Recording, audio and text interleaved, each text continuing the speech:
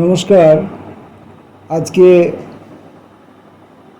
কবিতা পাঠের এই ভিডিওতে এক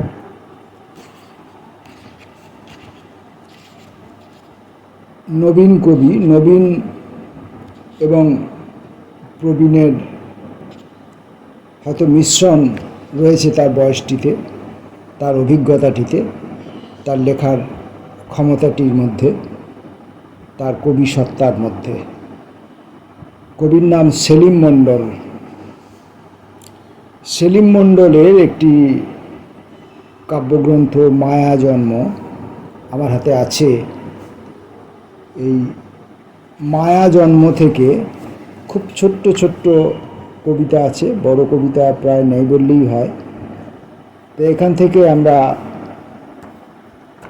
বেশ কিছু কবিতা পড়ার ইচ্ছে পোষণ করছি।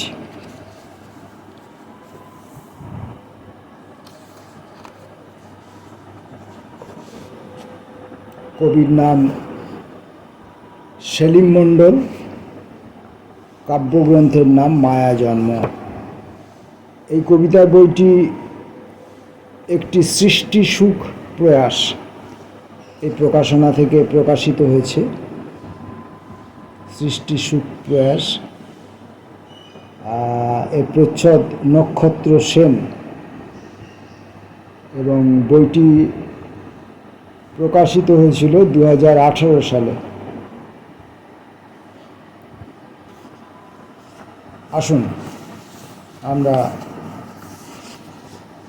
মায়া জন্মের মায়ার সঙ্গে পরিচিত হই। প্রথম যে কবিতাটি পড়ব সেটি এই কাব্যগ্রন্থের প্রথম কবিতা, শয়তান। বাবার ইচ্ছে একবার আরবে যাবার, হজ করবে, শত্রুকে ঢিল ছুঁড়ে মারবে। অল্প সঞ্চয় আছে, একবার আরব যেতেই হবে, কিন্তু ঘরে আছে কবিপুত্র, সঞ্চয় ফুরালে চরম দুর্ভিক্ষ নেমে আসতে পারে।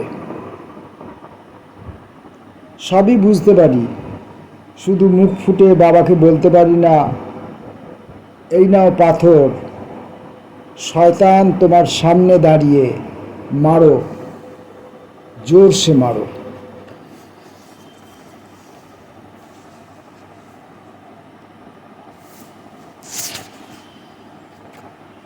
অবশিষ্ট। তোমাকে জড়িয়ে ধরবো বলে আতর তুলে পারফিউম ঢেলেছি। এরপরও বলবে ছোঁয়াছুঁয়ির জন্য ফুল হাতা জামা পরার প্রয়োজন।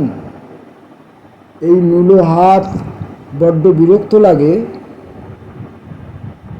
যদি নাই পড়তে পারি কী বা দরকার লাল লিপস্টিক থেকে নিজের রক্ত তুলে নেওয়া।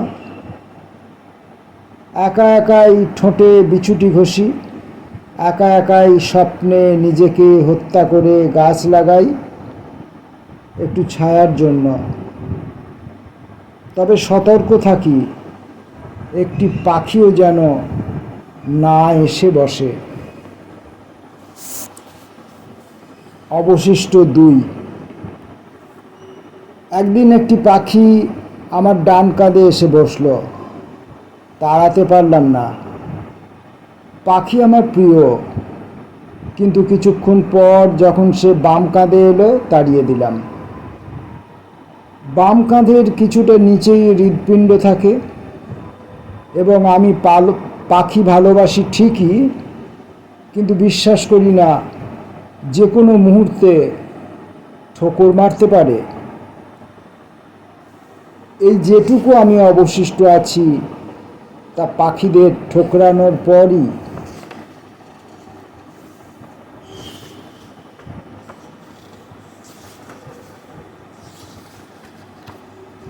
কুকুর। নিজের ভিতর কুকুর লেলিয়ে দাও, ভীষণ কামড়াক, দাঁত বসা রক্তাক্ত তুমি হয়ে ওঠো হিংস্র। ভৃত্য নয়, মনিব হয়ে মনিবের বিরুদ্ধে লড়ে যাও। অলৌকিক। কবিতাকে একদিন সপাটে চড় মেরে বলবো, ভাগ ভাগ, এই হতদরিদ্রের কোনো ভিটেমাটি নেই। তুচ্ছ তাচ্ছিল্যের জীবন, আর ভাঙা দুপুরের রোদে শুকোই নিজ মৃত্যু খাটিয়া। মায়া জন্মে জন্মে অশ্বত্থের মতো হয়ে ওঠে তার পায়া, পায়ার ভিতর গেঁথে থাকা অন্ধকার আশ্রয় চায় জাগতিক। হে অলৌকিক, তোমায় কিভাবে জন্মবীজে লালন করব?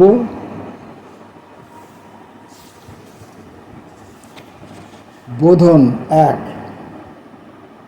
তারা ভর্তি ওড়না নিয়ে মেয়েটি কাছে আসে। অন্ধকারকে বিকেলের ফুল ভেবে গুঁজে দিই তার খোপায়।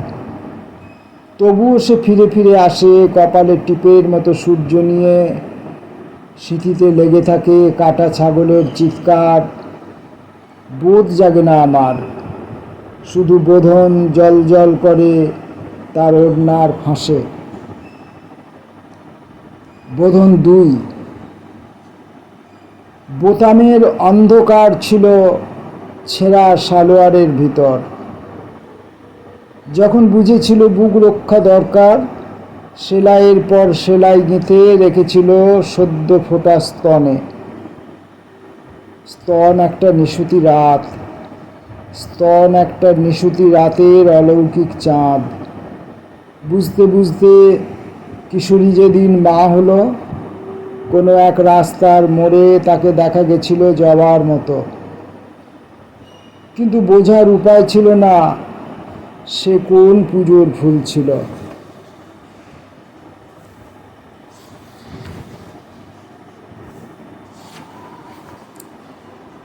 আমি আগেও হয়তো এই কবিতার বইটি থেকে বই পড়েছি, ঠিক মনে করতে পারি না।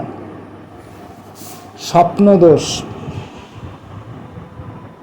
স্বপ্নে আজকাল খুব অঙ্ক দিদিমণি আসে। বন্ধুরা ওটাকে বলে স্বপ্নদোষ। আমি দোষ খুঁজে পাই না। এমন সুন্দর অবিকল থেকে সমাকলে ঢুকেছি এই ম্যাডামের সঙ্গে, তবুও বলে স্বপ্নদোষ। বলে এটা হওয়া ভালো নয়, ক্ষতি কি? আমি লাভই দেখি। কি সুন্দর পরিমিতি, যা ধরে ঝুলতে থাকি। ক্রমশ সেন্টারে ঢুকি। মায়া, গভীর এক মায়া। মায়া অঙ্ক ম্যাডামেরই ডাক নাম। আমি দিদিমণি বলি, আদর করি। ম্যাডাম আমায় রোজ হরের ঘরে ঘুম পাড়িয়ে দেয়। আমি লব হওয়ার চেষ্টা করি। ম্যাডামকে যোগ শেখাতে চেষ্টা করি, ম্যাডাম আমায় বিয়োগ শেখায়। ম্যাডাম স্বপ্নে দিদিমণি হবার একটুও চেষ্টা করে না।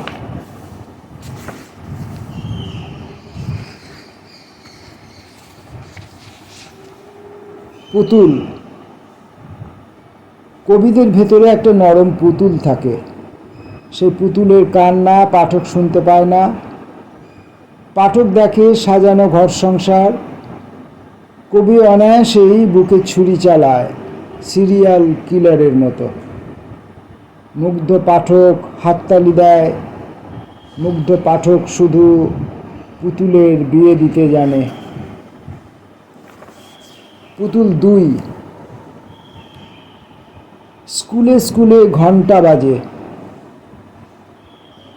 ইয়েস স্যার, ইয়েস স্যার বলতে বলতে পেরিয়ে যাওয়া বাল্যকালে অন্ধ মেয়েটি শিখে যায় জাদুবিদ্যা।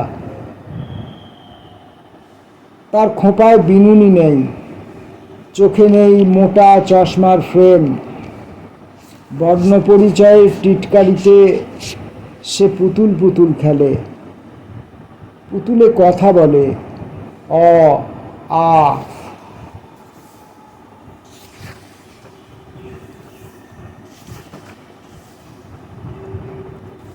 জেলের জীবন, জলের জীবন। আমি একটা নৌকার কথা বলতে চাইছি। সেই নৌকা যা বাপ ঠাকুরদার সময় থেকে আজও ঘাট বদলায়নি। ঘাট বদলালে পার হওয়া সহজ ভেবে যে বন্ধু মাঝির কাছে কিছু খুচরো ধার করেছিল, সে জানতো না সব নৌকাতে চড়ে জন্মদিন পর্যন্ত যাওয়া যায় না। আমার অনেকগুলো জন্মদিন পেরিয়ে গেছে। একটা কাগজের নৌকো ছাড়া কেউই বলেনি যৌবনকালে ঘাটে যাওয়া বারণ। জেলের জীবন অনেকটাই জলের মতন। বাড়তি পাওনা শুধু দু একটা বাপ ঠাকুরদার মশারি।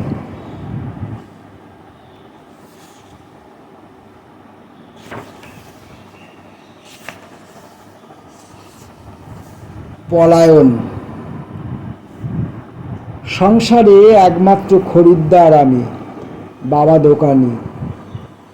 ধারে কেনা বেচা চলে, মাসের শেষে জমে ফর্মা ফর্মা বিল।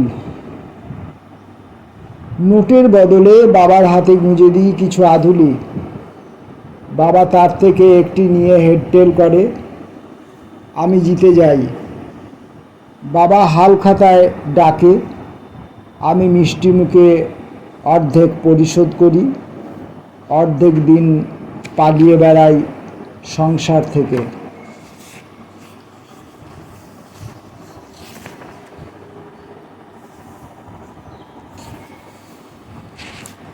বাঁধন। জীবনটা কত ফরমার, এই নিয়ে একদিন কবি ও প্রকাশকের মধ্যে তর্ক বেঁধে গেল।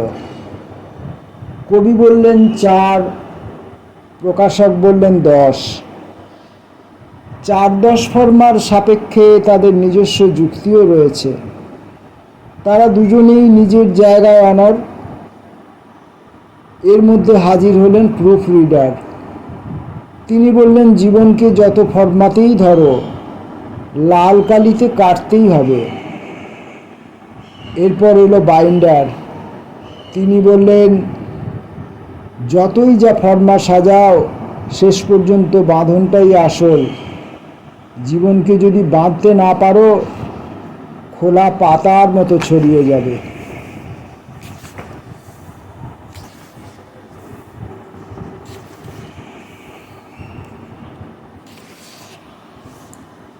গার্হস্থ্য। পরিবারের নিজস্ব কোনো হাসপাতাল নেই।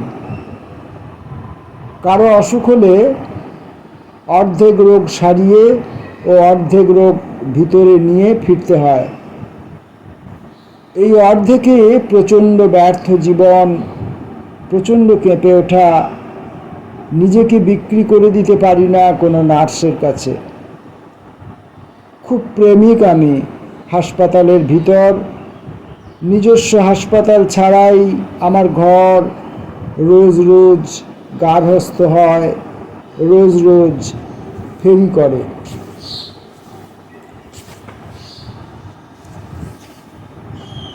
সেলিম মণ্ডলের মায়াজন্ম নামের এই কবিতার বইটি থেকে বেশ কিছু কবিতা পড়লাম। আশা করি এই কবির কবিতা আপনাদের ভালো লেগেছে। নমস্কার।